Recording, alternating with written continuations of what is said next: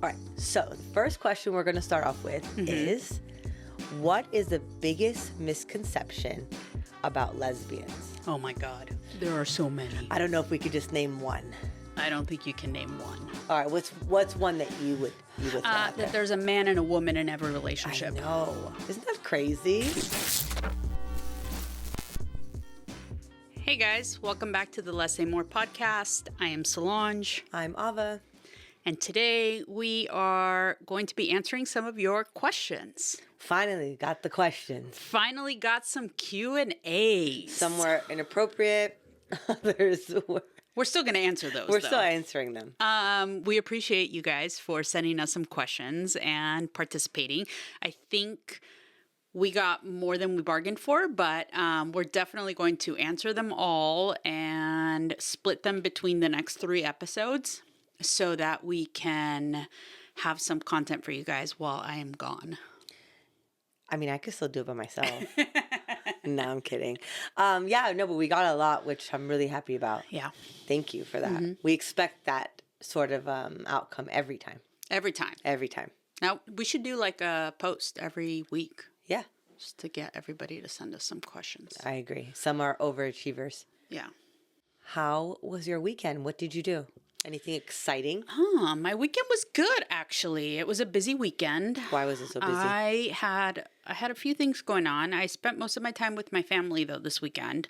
I went to my cousin's for Persian dinner on Friday. Do you remember what you had? No.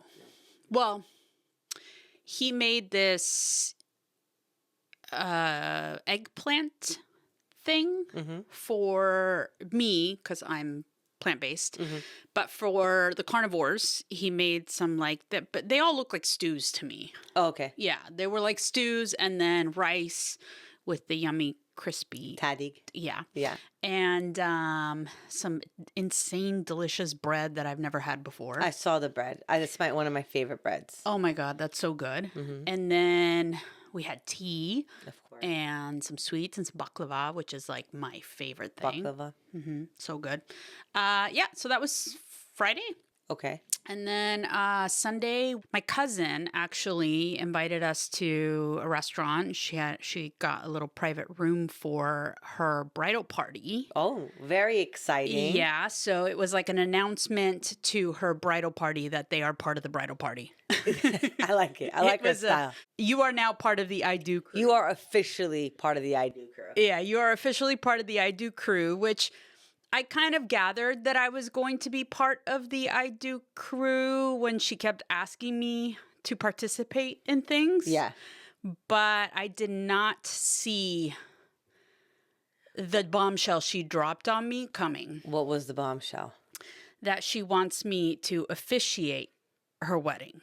And how do you feel? I think you'll do great. I am terrified. I am having like a mini panic attack. I think my reaction, there's a video, my cousin took a video of me while she was reading. She did a beautiful job. She wrote each one of us like a little note, and she was going to put it in the little boxes that she gave us. But instead, she decided to read them to us. And so she read each one of us her note. And she was reading mine, and of course, everything made sense. Yeah. I'm like, yeah. I'm funny. Yeah. Okay. Yeah. And then she got to the point where she says, and I want you to officiate my wedding. And I was like, what? Like I covered my instant reaction. My body just broke out in heat. Oh. I got chills. Interesting. You developed a fever. My heart was pounding out of my chest. And I immediately went into panic mode because I have a pretty big fear of like public speaking.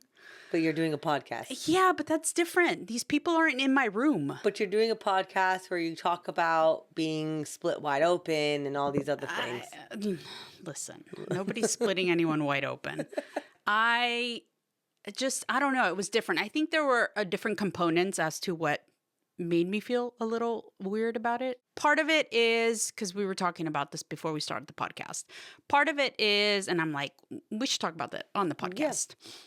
Part of it is one, my fear of public speaking. Okay. And I mean, let's put it this way. In college, I took a speech class and I dropped out.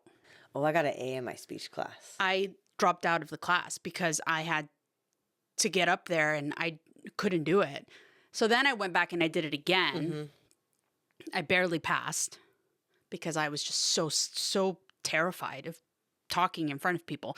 Now I think I've gotten better over time. But I still can't even imagine getting up in front of almost 200 people and speaking and guiding a wedding. Oh, but you'll be fine. But I'm going to do it because she asked me. Yes. And I have about a year to prepare. But I also have to learn Farsi. And, I know someone that could teach you. So I was like, okay, I need to learn how to say a few things. And one of them is her last name. Well, you have a voice note from my mother. Yeah. I'm going to put that on repeat. Yeah, every day. And start practicing. Mohakik. Yeah, you got to get Mohakik. the back of your throat working a little bit. Yeah. So that's on my to-do list for 2025. Do it on the flight. Yeah, on the flight to Patagonia. Just keep repeating why not? it. Just have your earbuds in and just repeat. So I figured you can teach me a couple of things. I will. And I'll put together something. Hopefully I don't lose my ish, and after a couple shots of tequila we'll be good. But you'll be fine. But what I was saying to you before we started was the reason why I was a little shocked, I guess I would say, was because she is marrying into a Middle Eastern family, and Middle Easterns are typically not very gay friendly. Not to say that or his family isn't. They have all been very loving and accepting of me. I assume they know I'm gay, but they have all been very accepting of me, especially him. He's lovely. Yeah. I love him. He's such a kind, sweet guy. But I think my own insecurity kicked in of like, oh my God, I'm going to have to get up in front of his entire family and like, you want a gay person to marry you? Like, I was like, that is very forward thinking. Or normal thinking. I know, but this is that thing that I don't know if it's like part of the shame that you have in your mind as you grow through life that you have carried because you are different. Yeah. That you kind of hold this little thing. And I'm like, but the beauty of it all was, and I got really emotional too, because she didn't even give a damn. No. Like, it didn't even occur to her. That wasn't even a thought in either one of their minds. Like, she was like, I want her to officiate. I'm sure he was like, whatever you want, babe. I love your cousin. Yeah. But like, she invited me to his families for Thanksgiving. That was the first time I met his family. And again, like saying like, because you're Middle Eastern, like it's one of those things where you walk in and you don't know how that welcome's going to be, especially when you look a certain way, right? Like if you're femme, I don't think it might. If you're femme and you're showing too much skin, well, there's going to be a problem. But I mean, if you're a femme lesbian, I think it'll be a little easier to glide through because you can play off the fact that maybe you are or you're not or whatever. But when you walk in looking the way I do, I'm going to say that even though my sister doesn't think so, but I think I look pretty gay. I mean, you still get hit on by men, so you rarely. I mean, when I had long hair, yes, but now not so much. But I think that the Middle Easterns that are out here, that live out here, are more accepting. I mean, it took my mom a long time, but my mom is also very religious. I don't think his family's necessarily. They're religious, but they're not Muslim. No, they're not Muslim. And in Islam, like I said in the first couple episodes, it's against the religion. But my aunt they were really welcoming. And I kind of feel like that's more of what the culture has shifted to, where they're more welcoming. I think it's our own stigma that It's we our think. own thing, yeah. But I felt so, honestly, I felt so loved. Well, yeah, Persian culture is a very loving culture. I felt so loved, and I felt like, oh, wow, like, Good. that's cool. Now I have to, like, meet this bar, but that's cool. Well, the bar's set high, so you'll get there. I'm not worried Baby about it. Jesus, I'm be not. with me. Yeah. Do they believe in Jesus? Oh, I don't know. Actually, they're Baha'i. I know. I knew one person that was that religion. But the funny thing is they're I'm gonna call it a temple. Now, Okay. correct me if I'm wrong. I'm not don't sure. know I if don't it's know. a temple. I think it's a temple, or church. They're the main one, the most famous one. Apparently, is in Santiago, Chile. Interesting. And I thought that was so crazy, considering she is Chilean. Yeah, it's meant How to be. random, right? Wow, soulmates. I mean, he really is. I think he's like totally her soulmate. He Yeah. is so sweet and kind to her, and Good. she's a Capricorn, and she's also And she's also Chilean, and she's Gucci. also Gucci. So Yeah, I know. Yeah. she she's a lot to handle sometimes. And He handles her well. He handles her just fine. So we did her little video shoot Yeah. for her save the dates on Sunday too. Yeah, I saw it. It's She was cute. being a little dictator during the whole thing, but he was a trooper. I mean, would you expect anything less? Absolutely not. Right. So, But yeah, so that was my weekend. well, good. That sounds like a really fun weekend. Yeah. I'm happy. Yeah. How was yours? Good. It was chill. I went to a Sweet 16. Melanie's friend, and Melanie danced, and it made me realize that all these family parties that we've gone to over the years, and we've all danced, and Mel's just kind of sat there. Now I see how heavily influenced she was off of it, because A, she knows all the songs. B, she gets excited when the songs come on. And C, she knows the dances. So I was like, Oh.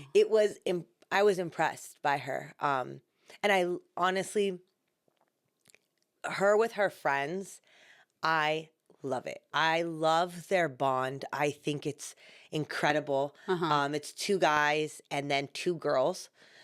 No, three guys, two girls. And they all look after one another, and they genuinely like care for each other. I love her friendship right I now. love So that. I hope it continues and Yeah. and they stay friends forever. I really hope this is Yeah. a group that she keeps in touch with forever. I'm sure she will. Yeah, so that was my weekend. Aw, That was good. I love that. Yeah. Okay, so we are going to go into our Q&As. Ava's going to pull out her phone so that she can pull up the actual question, because we just have little prompts here. Yeah.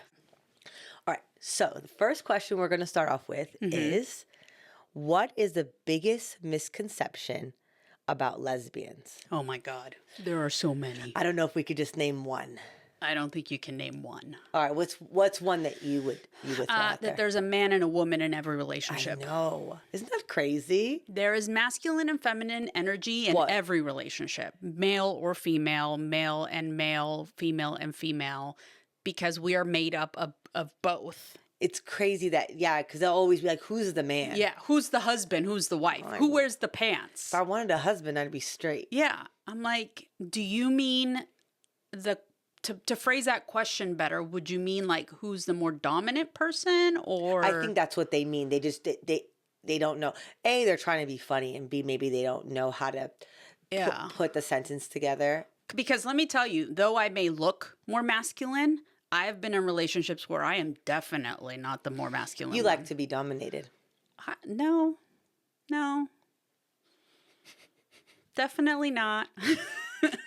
There's a difference. All right. Like tie me up, whip and chain me, That's and what like I beat meant. me? No. That's what I meant. No, I'm not into that. You don't. You No. like to give the if beating. you tie me up and you give me love and you're soft and gentle, With like a feather? yeah, and seduce me that way, yes, 100%, I'm into that. But I'm not into the whips and chains and aggressive. The Rihanna I don't mind stuff. being the aggressor. I don't want to be the aggressee. Oh, okay. I don't know if that's a word. I don't know if that's a word, but we make up our words Yeah, here. we do. I guess another misconception is that every lesbian likes to go downtown. That is I'm not yeah. speaking like I'm not talking about anything personal. I'm just saying like I know that people Well, that's like a misconception that all women give blowjobs. fellatio. They don't, not all. I mean, I can't see them probably having a very long relationship, but Yeah, I don't. same as a lesbian. I don't but know. I don't know. You gotta be pretty good at other things if you're not doing that. Yes, I agree. That's like one of the main components of being a lesbian. Yes, Is knowing how to give good oral. fellatio. Yeah. Another one I think is that they always think the more masculine one is like a handyman. That is true. That is true. Although maybe there's a statistic out there that they Maybe. are, but I think that's a misconception because I'm definitely not. Or you're that- not. I've had to become, but I'm not naturally. But No. also that we all like to go camping and stay in tents, Oh, and we don't. hell We no. don't. Hell no. All like to stay in tents. That we're all granolas. What the heck is a granola? Like, drives a Subaru, wears Birkenstocks. I wear Birkenstocks. Lives in Oregon. I don't live in Oregon, but I wear Birkenstocks. But like that kind of lesbian, which Oh, no. they're out there, but we're not all like that. I'm not driving a Subaru. No, but I did. You did, I an was orange with one. someone. No, it wasn't my Subaru, But it was an orange one. I was very against the Subaru. Yeah, I was like, no, I am not driving a Subaru. I am a lesbian. I am all against it. That goes against everything that I mean, some people own it. Some people are like, yeah, I'm a lesbian and I'm going to drive a Subaru. And they have their hiking shoes on And when they get out of the Although, Subaru. let me tell you, I'm going to Patagonia and I've been trying to break in my hiking shoes and I definitely feel like a lesbian wearing them You're the in my stereotype. sweatpants to Oh around my to the grocery store. God. I've been going because I need to break them in. I haven't been. They're new. So wear them around the house. I've been wearing them everywhere. Oh my goodness. Although they're really warm, so like my feet get really hot, and I'm just like, Oh no. Oh no. this is torture. That is. But yeah, I think another one is that all lesbians play sports. Well, they do, don't they? No, not all. Really? Yes. Or the sport was either basketball and softball, right? Or soccer? Or all the people who played on the teams were gay. But wait, But I don't know if that's a lesbian all lesbians misconceptions. don't play sports? I don't think all lesbians play sports. I mean, I did, you did, but I know lesbians that didn't play sports. I'm trying to think of I'm going through the Rolodex of lesbians I know. But you are like sports driven. Yeah, I love it. So I think everybody in your Rolodex has played a sport because you probably met them playing a sport. Which reminds me, we need to play pickleball now. We do. We haven't played. I have socks. Bree, I didn't Oh, meet Bree. does she? Yes, Bree. Volleyball, I bet you. Nope. Oh. Rowing. Although she's really short. I don't think she played volleyball. She was a rower. What? Yes. That sounds like a lesbian sport. How does that sound like a lesbian? I don't sport? know. Like you really need to have arm and So how is that a lesbian are sport? her arms like jacked? She's in good shape. But I don't know if her arms are jacked. Like I feel when like she you have walks, to, like I don't ever look at her arms to see if her triceps are sticking out. And then Priscilla played basketball. Okay, what if they play lacrosse? For sure. Then I'm scared. Or rugby. Rugby. I'm pretty sure. I'm gonna assume the majority of those teams are LGBTQ. Yeah, because they have to IA. push the girl up. They have to push the girl Yeah. up from the butt. Water polo's like that. You have to like Water tread polo water. is That is insane. intense. All right, so All right, we're the getting sports one. I think is a true misconception, but I could be wrong. We'll take a poll. Stereotype. Yes, stereotype. Okay. I don't know if I can think of any others, but I'm sure they'll come. Oh, another misconception is that all lesbians wear boxer briefs. That is not true. That is true. As we know, Ava wears thongs. That is true. As we found out in our TikTok. Although I did wear. You've known that for a long time. I did. Let me tell you, when I found out, I was so shocked. I was like, what? You wear what? I was like, well, I guess. Makes sense. When you have an ass. I don't. So I used to wear boxer briefs all the time. Yeah. I pretty much only wore boxer briefs and the men's kind because they didn't make women's back then, really. Up until I was like in my late 20s, early 30s. I switched over to like regular underwear. Oh, interesting. Yeah. I learn something new every day. But I sleep in boxer briefs. I just sleep in pajamas. No, I don't even own a pair of pajamas. I had to go to a pajama Galentine's Day thing. Yeah. And I'm like, I don't have pajamas. I sleep in boxer briefs and like the thinnest t-shirt I could find. So why didn't you just go like that? Hell nah. Why? That is way too seductive for this little lesbian. No way. That's what Miss O likes to call my lingerie. Interesting. Like super thin V-neck night shirt and boxer briefs. Interesting. Is my lesbian lingerie. Oh my. Which reminds, I don't know, is there such thing as lesbian lingerie for masked girls? What you just said. Yeah, but like maybe with some lace. I bet there is. That would be interesting. I bet there is. Like for girls that are maybe a little bit more on the stemmier side, you know, like Yeah, probably. more some, fluid. Like I still wouldn't wear it though. no, she just wears a thong. Floss up your ass. That's not femme at all. You don't even feel it. Let me tell you, I tried one time and I felt it. I felt it. It takes a couple times. You'll get used to it. No. You'll be fine. That's what she said. All right. What's the next question? What do you think about having a relationship with someone in prison? I think you'd be best to answer this because you have a jailbird ex-girlfriend. I think this question needs more explaining. Is this person somebody that you met while they were in prison? What if they're the pen pal? That's what I mean. Yeah. Like, You know, there's a show called, don't judge me on my shows, but there's a show called Love After Lockup. why am I not surprised? And then there's another one that's called Life After Lockup. So the love that goes outside of jail? Oh my God. Yeah, Okay. I used to stream that on my Here's my thoughts on dating somebody who's in prison. Don't do it. Why? What if I mean, unless you're like somebody who's super jealous and, you know, has insecurities in that way, then by all means, go ahead and make a relationship happen while they're in prison because you know where they are. They're not going anywhere. Well, they might have several boyfriends or girlfriends. They though. probably do, but you're not going to go in there and try to do anything about it. Well, after watching that reality show, and I know I'm being judged or laughed at for watching that, but I really don't care. I would say don't do it because none of it ends well. Well, yeah, but I also think if it's somebody that you, like in my case, were dating and then they ended up in jail, that's a different story because that relationship is something that you establish outside of jail and then they went to jail for whatever reason. At that point, you decide. I think if they went to jail, God was doing you a favor by removing them from your life. You're free now. Know Run. that was a red flag. Red flag. Go the other way. Don't put money on their books. No. Do not pass go. Do not collect $200. Do not go visit them. No, absolutely not. So that's my take on the jail thing. But I mean, I don't know. I think that there's people there's people that's their kink. Jailbirds? Yeah, like dating people who are in jail. Okay. I mean, we don't judge. I don't judge. I'm just saying it's not for me. I want to follow up.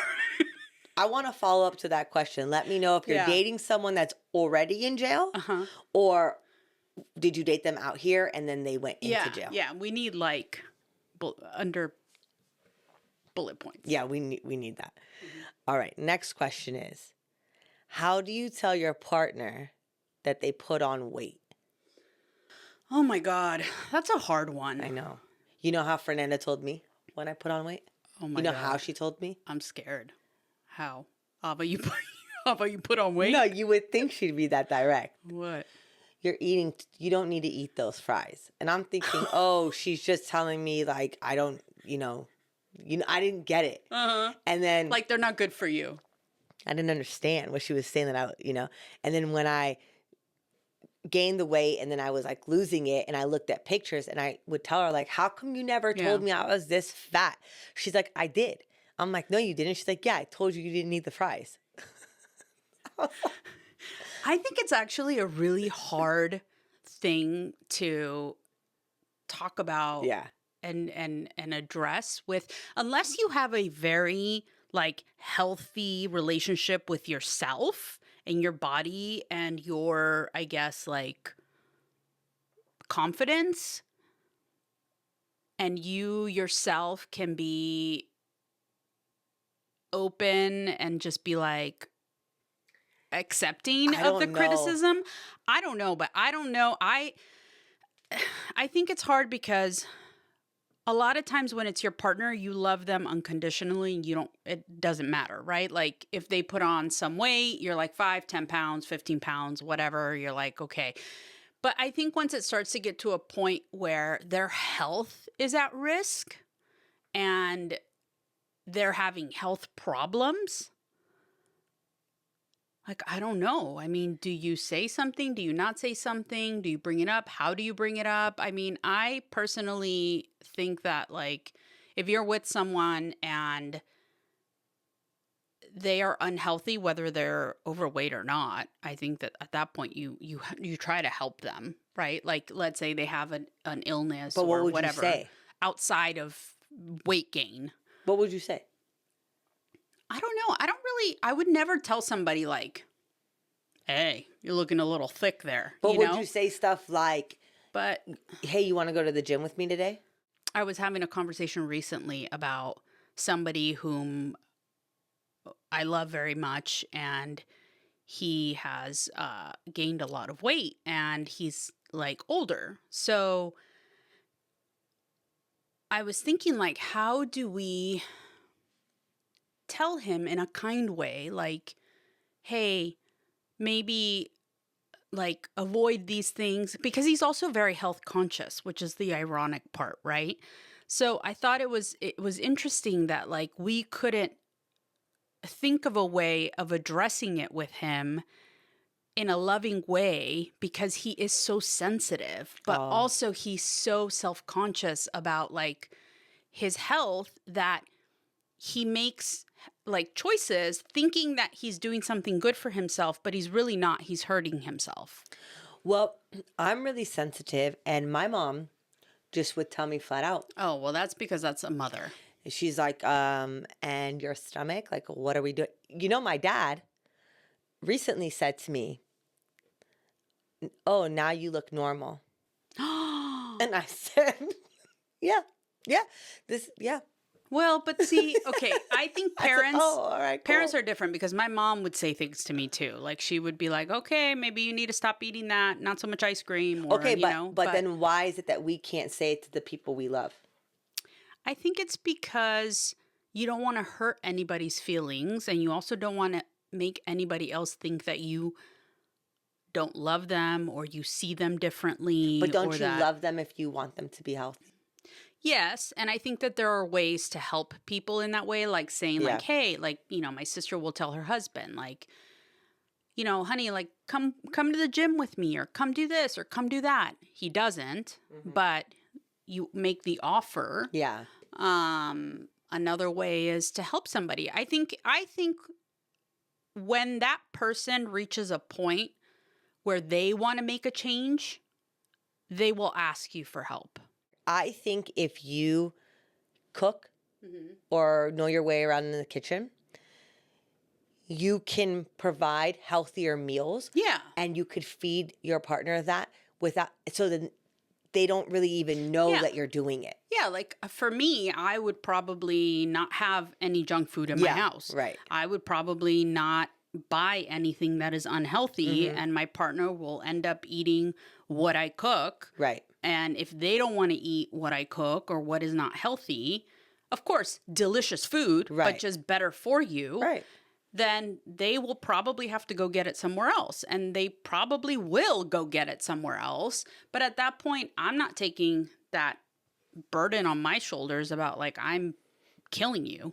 No, yeah. So I think it's a tough topic, but I think we as a society should start normalizing it so that we do look out for one another, because it is an expression of love for me to say like, hey, like maybe you shouldn't cook your food in vegetable Hmm. oil and try this one, instead of you getting offended like, I've been doing it all my life and I'm fine. Yeah. Because that's a lot of what people say, well, I've been doing it for so long.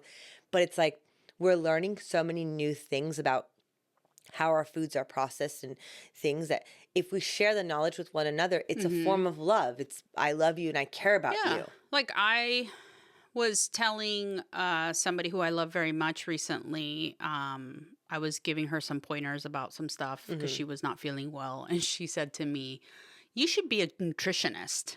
And I said, "No, I'm only here to help those that I love and those that like I care about, Hmm. like my family and my friends and my knit circle. That's about it. I'm not spreading that outside of that area because I'm not an expert by any means. Right. I don't want to go to school to become a nutritionist. Like that's not the case, but I do watch and I listen and I gather a lot of information and I try to implement it in my own life. And Hmm. I don't want to be a hypocrite because Right. I haven't been doing so great lately. So I can't be sitting here telling somebody else, like, you need to lose weight, girl. And then I'm over here looking fluffy. Okay, you're exaggerating. But, it, Also, you but that's a just point. it. Okay, yeah, it's a point, So but if you're both fluffy or you're both unhealthy, yeah, you don't want that. no. I'm saying if you're both unhealthy or overweight or whatever, whether it's 5 pounds, 10 pounds, 40 pounds, 50 pounds, whatever the weight is you want to lose, I honestly think having like an accountability partner, whether it's you and your partner who hold each other accountable Yeah. and say, we're going to do this together. We're going to, do a meal plan together. We're going to work out together. We're going to remove alcohol from Yeah. our diet. We're going to remove sugar from our diet. Like I think that is a beautiful thing when you have somebody that holds you accountable in that way and does it with you. Yeah, I agree with that. And then you know that they're holding you accountable and you don't take it as control. Right.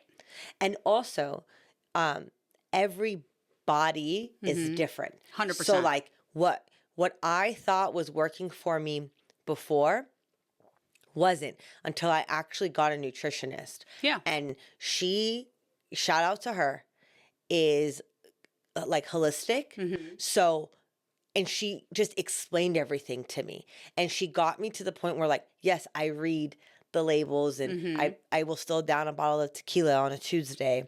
But Yes, you will. but now it's the tequila that doesn't have additives in it. And it's only half the bottle. And it's only half the bottle now.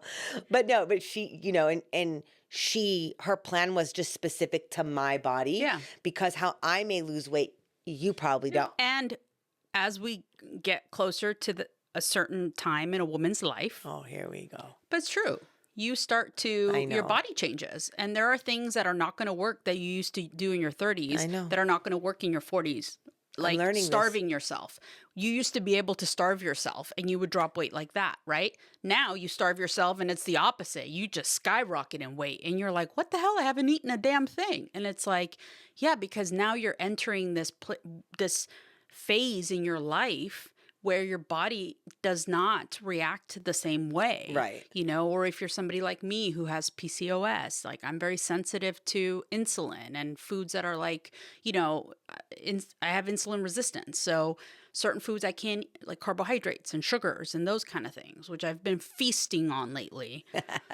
So yeah, I think that having that conversation with your partner is a difficult one to have. And I think that unless you know that you guys have that kind of relationship, maybe I guess it might be easy for you to say something to them. Or if you're both in the same boat, But I also think, what about because I've been in a relationship where my partner wanted to get healthy and my partner wanted to work out and do all of this and I didn't. And then what motivated me was watching them Yes. do it. And then Yes. they started getting all skinny and I was like, I want to be thin and fit too. Like, I don't want to be unhealthy. I don't want to be. And then I started to think about it. Like, I don't want to be that. Not for her by any means, No. but for Yeah. me. Like, I was like, I don't want to be unhealthy. I don't want. So then I shifted my way of thinking and I started to make those changes. Also, watching like a group of people do it together, and then you're the odd man out, sometimes also makes you want to participate, you know? And it doesn't have to be an all or nothing kind of thing. It could be one thing you do. It could be like, I'm going to go for a walk one day out of the week. Yeah, I think what motivates me is that I am married to someone younger and I don't need her to look at someone else and she's just, I need to make sure her eyeballs are here. Yeah, So I need to make sure that I look a certain way. She could, but the thing is she likes them thick. She likes thick women. And she told me I'm not allowed to get too skinny, but my goal is to get not like crackhead skinny. No, if that was the case, I would have taken Ozempic already. Yeah, and been crackhead skinny. But no, I want her to be like, oh, my girl looks good. Yeah. So she's the motivation. I think for me, like, I never think about, now as I've gotten older, I don't think about being skinny. I think about being healthy. And I think about being fit in the sense of like, I've put on muscle. And if I have muscle, I'm healthy because muscle is the fountain of youth. Yes. It's your body's spandex. Yeah. That's like what keeps you young. And I definitely want to stay young. Yeah, me too. So that's what I keep trying to tell myself. But I do think that telling your partner is really difficult. And I also think that you should never shame your partner. You should never tell your partner like, hey, so you're not, like, I was trying to fit into pants this weekend and I was not fitting into my same pants. Bullshit. And I said this to someone and somebody kept telling me I'm perfect and I have nothing to worry about. And I'm like, no, my pants are saying something different, though you see me this way. And the thing is when you are a taller person or a broader person, it takes a while for people to see the weight on you. The scale in your body tells you, but other people don't see it as quickly as you feel it or see it. So my pants definitely saw it before I saw it. Funny. But I do think that one of the answers to the question is that also encourage them to, if you're going to the gym, maybe encourage them to come with you or encourage like a family walk or something like that and slowly get them into that. And once they start to see a few pounds shed and that they could fit into clothes differently, they'll start doing it on their own. That's the thing. I always say it's the first couple of steps that are the hardest, like that first week. But once you start to get that euphoric feeling, man, it feels so good. I agree with you there. All right. Next question. Would you rather be poor and happy or rich and unhappy? Why can't I be rich and happy? I would be rich and unhappy because my money would buy me happiness eventually. I know it's fucked up, but I do think money It does. It makes things easier. It makes things easier. You're depressed over your debt. Guess what? That's gone. Yeah. You're depressed because your car doesn't start and you need to take it to the shop. Guess what? New car. You're upset that you have your girlfriend left you. Guess what? New mail order bride. Mail order bride. You're upset because you now have a wrinkle in the middle of your forehead. Botox. Right? So there, boom. But there are things that money can't buy. I do get that. Like what? But they can't. If you're sad about grief or something like that. Oh, well, yes. But I do think that having money is much easier than not having money. And I agree with you. I do think that money does make things happier in ways. Obviously, there are studies that show people who are in poverty who are very happy because they are very grateful for the things that they do have. And we do live in a overindulgent society. So as Americans, everything's bigger and better and grander, and we never satisfy that hole that we try to pack in. So there are limits. I don't think that being too rich or too this or too that is good, but too poor, I do think things are easier when you have money. And when you do have money, stay humble. Because one thing I could tell you from experience is it could be taken away from you so Oh, quickly, yeah. and it humbles you to no other. Life And lessons, baby. life lessons. And then when you get it again, just make sure you're grateful for it all the Yeah. time, Like a new because appreciation. yeah, a whole new appreciation. And that's coming from personal experience. So, yeah, but that's the answer to the question. So, how do you feel about leaving me for 3 weeks to go to Patagonia? I love how you say that. Patagonia. I don't want to say it wrong because I'm all stressed out from the last It's like the episode. clothing brand. Yeah, I know the jackets. I've Yeah. seen them. Yeah. Well, they Yeah. make more than jackets. Well, I've learned because I've had to look for all this clothes. Didn't you go to REI? It's a nightmare. REI did not have diddly squat. It didn't? I had to go all the way to Tustin. Yeah, to didn't their you? flagship store. Did they have something? Yeah, I mean, yes, my sister and I bought some stuff, but all of this gear for like these extraneous weather and conditions and places is hella expensive. I mean, what did you think? Oh my God, one shirt is $100. One pair of pants is like $200. Oh, do you want to be I'm like, rich? just to I'm like, I'm going to use the one outfit every day for 20 days. You're going to stink. I don't care. You're going to stink? What do you mean you don't care? It's merino wool, and you can use it for multiple days because it doesn't Put smell. up with the definition of merino wool for everyone so that they can see what that is. It's basically like antimicrobial, and it's breathable, and It's it like high helps. tech. Yeah, it's actually like a natural fiber. Oh, It's okay. made from wool, but it's used a lot in places with really cold weather because it's breathable. And if you do activities like we're going to be doing, hiking, there's a 13-hour hike that my sister and I are debating doing, but I am really like anti maybe doing it. So then we found out, because the first thing is like you hike up I don't even know how many miles of this mountain, and then there's like a restaurant and like almost like a rest stop, right? So there's a restaurant, a bathroom, all that. You can rest, relax, and then continue the rest of the hike, which is all uphill. And then you finally get to this part where it's like nothing but rocks. You climb up the rocks, and then you go over the rocks, and you go to the base of the, it's called Torres del Paine, which is the Something really pines. famous, the really famous 3 mountain tops, and then there's like a lagoon at the bottom. Isn't that the logo? Probably. I don't know. There's different ones because there's different. Patagonia is the whole southern region Yeah. of Chile and Argentina. So you get to that point, but it's a long hike, and I have not even. I mean, I'm out of breath going up my stairs. I have not done any physical activity in I don't know how long, at least like working out, and I walk up my stairs. I thought I you take meant Luna something out. else. I take Luna out for I walks. thought you meant something I'm else. sure you did. So I am really nervous, but we found out that they have horses at this like restaurant, like horse taxis, and they can take you with a gaucho the rest of the way. So you're going to make the horse do the work. So I was like, well, worst case, Peter's if we gonna come get after to- you. If we get to that point, I told my sister Monica, I was like, you and I, sis, we can take the horse and have the horse take us the rest of the way if we can't make it. And what about Tati? Tati's freaking so in shape. She'll just like, Tati's going to leave us in the dust. No All man that- left behind. All that girl Tati. does is work out. Well, that's good. Good So for her. even though she says that right now she hasn't been she's still way more fit. So you're gonna make the horse do all the work.